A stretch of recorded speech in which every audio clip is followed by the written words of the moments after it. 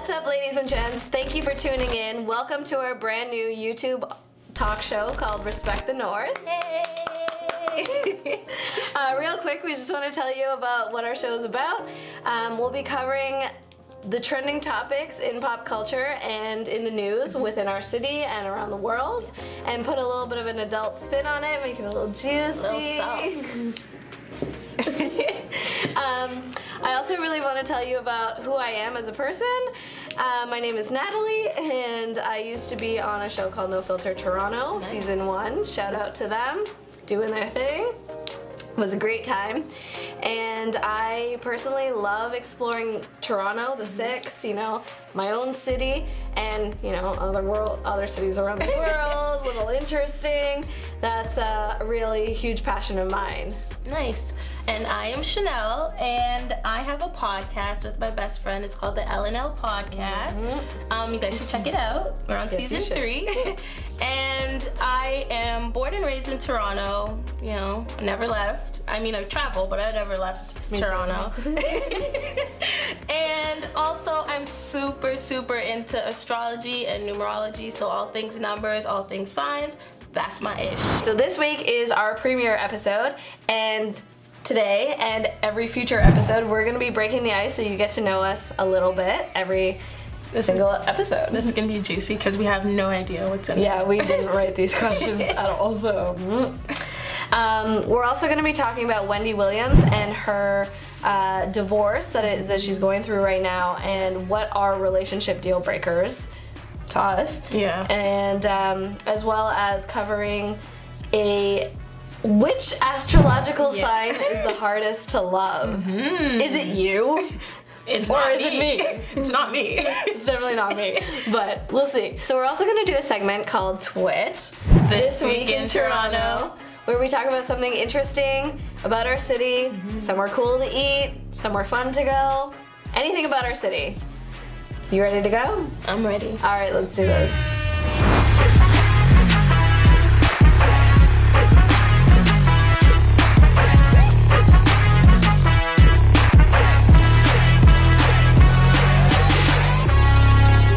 Ice, baby.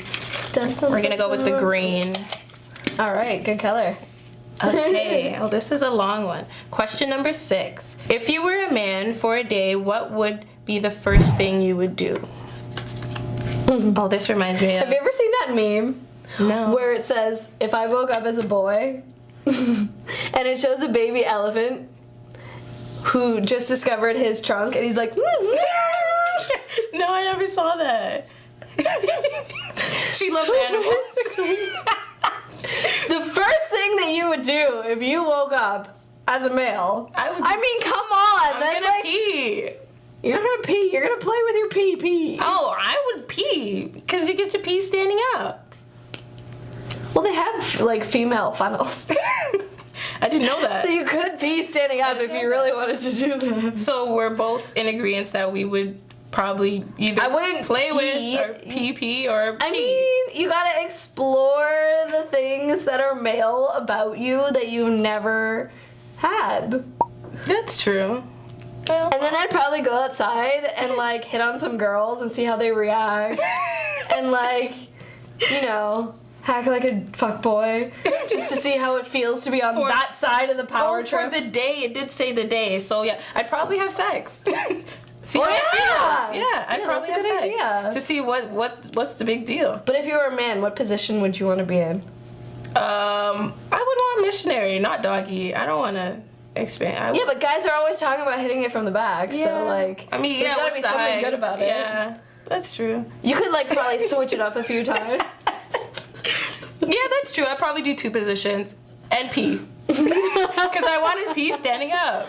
I want to know, this is not PG-13, but I want to know, I would want to know how it feels to masturbate, as a guy, obviously. Yeah, I know.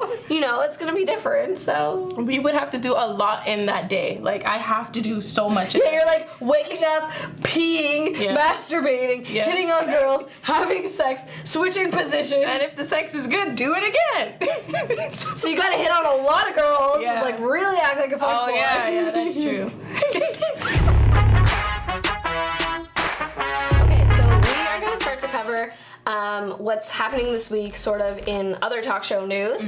Wendy Williams, who's one of my favorite talk show hosts, I've watched her for years.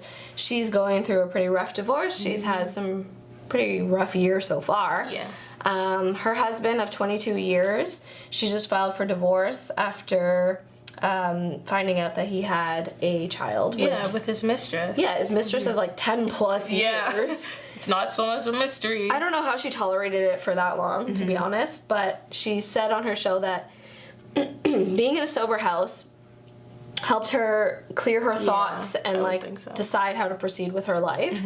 And I'm proud of her. She's gonna be like out there on the prowl. Do you think so? Really? Oh yeah. Oh yeah. On the recent episode, she's like hitting on Cardi B's bodyguard. She's a very attractive older woman, and she's very rich. And she can do it. That's true. So, I don't know. What are your relationship deal breakers? Deal breakers. Not having a job.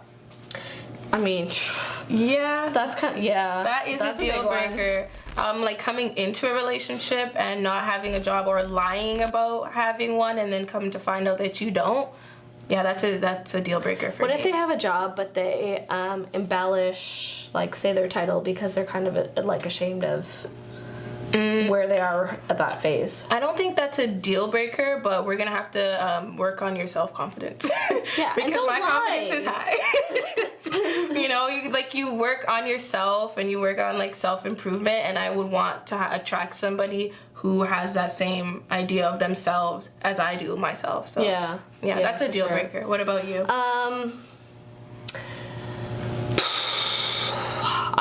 I mean, I've had a lot of issues with cheating and stuff in the past, so I think if I found anything, I don't want to have to compete with other women for your time. So if I see that you're talking to another girl in a romantic sense, or hanging out with someone, developing an interest in them, go be with them. I'm done. I'm not about that. You know what? You want to compete? I'll find someone who's about me. Exactly. And it's just, I'm at that phase in my life where I don't want to waste time. So that's I don't have a lot of time. Well, I mean, I'm not that old, but I don't have time to waste. So if you're not all about me, and you're sort of playing the field still, you're too young, you're too immature, go away, goodbye. Peace. Okay, so you were talking about cheating, so do you have an example, or a light example of what happened? You're smiling. Yeah, I'm smiling because I have so much to say. I dealt with it for several relationships. One was long distance, he lived in a different part of the city, and I feel that sort of enabled how easy it was to have a second life. One of my exes was pretty much a pathological liar. He for 2 years he cheated on me for half of that, and he had a whole nother girlfriend. She didn't know anything about me. I was at his house all the time. I met his family. And they were all in on this. Mind-blowing how he was able to separate us always. Wow. And she had no idea until one night, I guess he was drunk, and I don't know how she unlocked his phone, but I got some really angry messages in the middle of the night, and I woke up to them, and she's like, "Who are you? You hoe, blah, blah, blah, blah, blah." And I was like, what?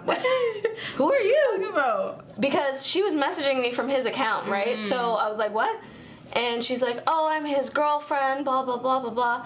And I was like, "But I'm his girlfriend." Here's pictures of us. Here's conversations. Here's me with his family. This has been 2 years. And it was such a mess. That's terrible. You live and you learn. Yeah. You go through these experiences, and you realize that go through that again. You find the red flags too. Yeah, and you're right away. You spot them. If you ever spot them in the future, then they're even bigger red flags, because you're I'm not going through that shit again. Nope. Never. Because that means I did not learn. Have you ever been cheated on? Not that I know of, but I wouldn't be surprised if I was.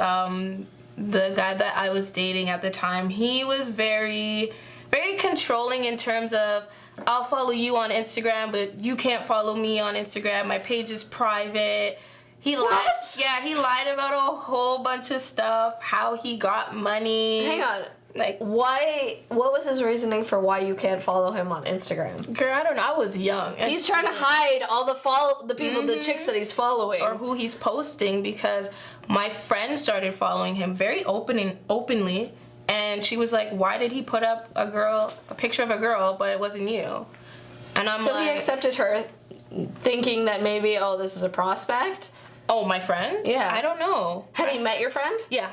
Huh. Yeah, he met my friend. He knew my friend. She played no games. Like, she was like, she's a hard ass. So what kind of idiot would accept her then? I don't know. I think it was more so the fact that he wanted to make it seem like he had nothing to hide, but I really wouldn't be surprised if he cheated. Yeah, I wouldn't be surprised. Have you ever had a guy cheat on his girlfriend because of you? No. Natalie.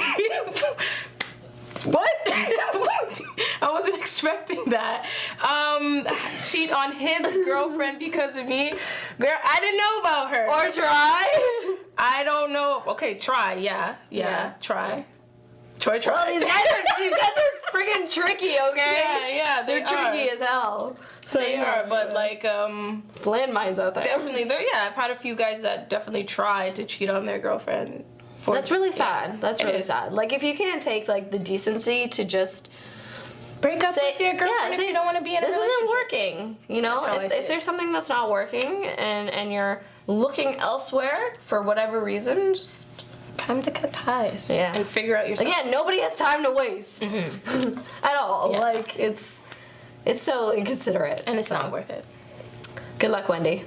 Yeah. We're rooting for you. We are rooting for you, girl. You can get out there and do it. So I was scrolling through Instagram the other day, and you know Joe Budden is my favorite rapper. Do I ever? Yes. And so I clicked his story, and I saw that he put a link to this site called Thought Catalog. Okay. And it was the heading said, Zodiac signs that are the most difficult to love. And I was like, juicy. I need to talk about this with my girl. Especially because you have an interest in astrological... Right? So what I saw in there is that your sign and my sign were definitely in the top 5. And I'm an Aquarius. And I'm a Sagittarius. Oh, we rhyme. And so we're top 5 difficult to love. Okay. And who's number 1? Virgo, which I definitely agree about that. When is Virgo? That's August, end of August to September. Okay. And so the things that they said, like the key things they said about both of us, they said that I'm flighty and that I need somebody who's adventurous. And then they said for Aquarius is that you guys need somebody that you can really trust and be vulnerable with, because if you can't, then you just, it won't work. You'll start to be distant. Have you watched the last segment? Yes, I need someone I can trust. So I was gonna ask you, how do you feel about this? Do you think this is like 100% accurate? Yes. Yeah. Okay, like who wants to be in a relationship with someone they can't trust? I think that's all zodiac signs. Does that all make you, people? Okay, but that does does that make you difficult to love if you need someone that you can trust? No. So I'm gonna ask you, do you put people through ringers? Yes. So maybe that's why I have the bar up here because I've had all these little red flags. That's true. Like creep up. Like I've trusted people very easily. I've taken their word many times, and it's kicked me in the ass so many times that like, yeah.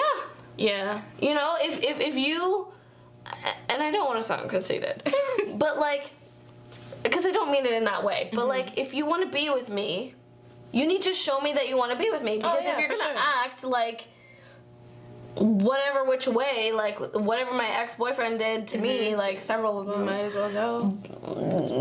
I don't want to, you know, nobody pursue wants that. to be with, I don't know. For me, I feel like the Sagittarius thing, adventure, yes, we do get bored very easily. So I do need someone who is as exciting as me, seeks thrills. Like, so. Yeah, but who wants a homebody? Like a Cancer. But life is so short. Like, I don't think there's anything bad about the stuff that they said about us. I don't see it. I don't see. Of course, we're not going to see the faults in ourselves. I don't see it. I don't think there's anything bad about that. What sign do you think is the most difficult to love? Whether not in your own experience. No, either or. Like if you know a sign and you just know they're difficult in general, like male or female, like. So all my bad experiences with male, not all, but like majority of the bad experiences I've had with males that I've dated, majority of them have been Leos, which I find very, very interesting. They're very about themselves. They make they're a lot of fun, but it's kind of more, their show, and like you're kind of an afterthought. So that's for men. Of the females, I mean, I've never been in a relationship with a female, but I think we had this conversation earlier. I think I know what you're gonna say.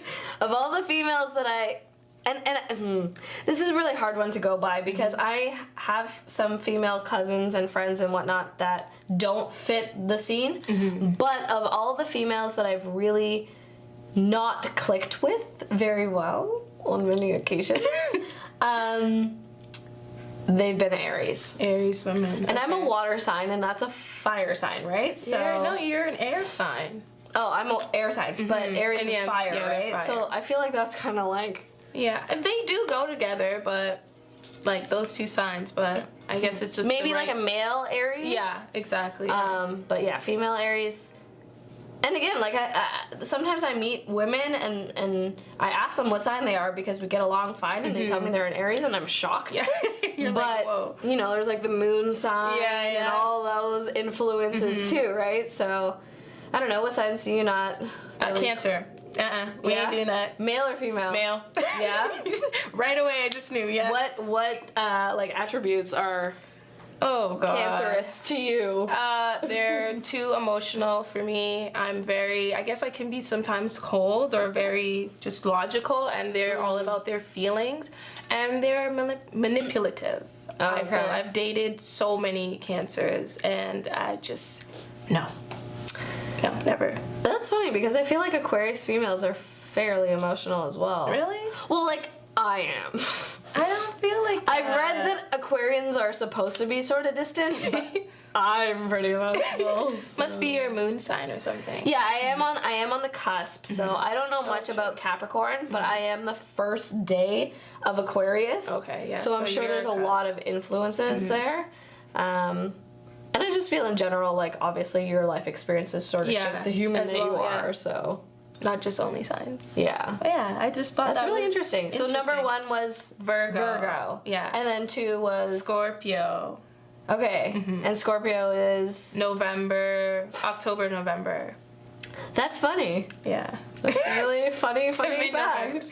But yeah, we were 3 and 4, and we disagree. But and rounding out the top 5 is? I think it's Capricorn. I think. Oh, okay, so 2 of my signs. My 2 signs. Okay, well, I guess I'm hard to love. Sorry. I love me, though. So. I love us. I love you, too. So I'm super excited to tell you guys about what I found in This Week in Toronto, also known as TWIT. In our TWIT segment, we'll be covering everything that, like, events, restaurants, just everything in Toronto that you should check out. So, I found the Museum of Illusions. Oh, yeah. I've heard of And this. it looks poppin'. Yeah. Like, it has everything from optical illusions, head on a platter, clone tables, you name it, they have it. And it's a great space for, like, taking pictures if you want to stunt for the gram. And, like, the upside down room. Yeah, they do. Yeah. So it looks, and like kaleidoscope too. They have all of that going on too. Yeah. So I think we should check it out too. Yeah, I think we'll have to. Really. Yeah. Where is it? It's at Front and Sherbourne. Like, that's the main intersection. Okay. Cool. I think it's pretty affordable. They have, like, prices range for adults. It's $23, and for kids, I think it's like $10 or $16. Not that expensive. Well, $20 for children. $23 for some good Instagram pictures. Yeah, that's true. You don't have to go out of your way. You know that you're gonna get it there. So do it for the gram. Yeah. I'm all about it. We should do it. Yeah, we're gonna do it. It'll be fun. All right, guys. Thank you so much for tuning in to our inaugural episode of Respect the North with me and Chanelle. Yeah, it was so much fun. I had a blast, and I hope you enjoyed watching. And we'll see you next week. See ya. Stay tuned. Hey guys, it's your girl Chanelle. Thanks for watching Respect the North. Don't forget to like, follow, and subscribe.